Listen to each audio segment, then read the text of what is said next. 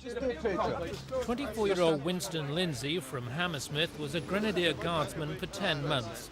In 1988, he went absent without leave. He claimed he was the victim of racial abuse and physical assaults. The Army subsequently discharged Mr. Lindsay because he hadn't disclosed a previous conviction for assault when he enlisted. Back in civilian life, Mr. Lindsay tried to re-enlist but was refused. Initially, defence chiefs argued that the tribunal had no jurisdiction over them, but at today's hearing it's been agreed that on the subject of recruitment to the armed services, the tribunal can hear it.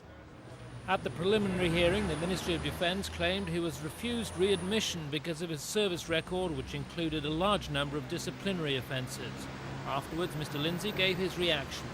I can't say much apart from that I'm pleased with what's going on so far, and that's it. That's all I have to say. Why don't you go back in after all the abuse you had? Well, all I can say is that I want to go back into the army. That's all I have to say.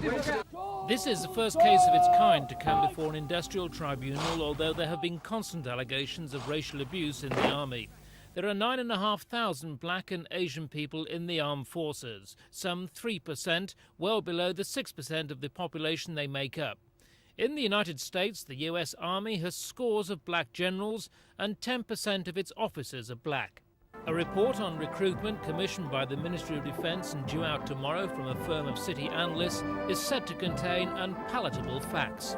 The Commission for Racial Equality, who are backing Mr. Lindsay's case, say it has important implications.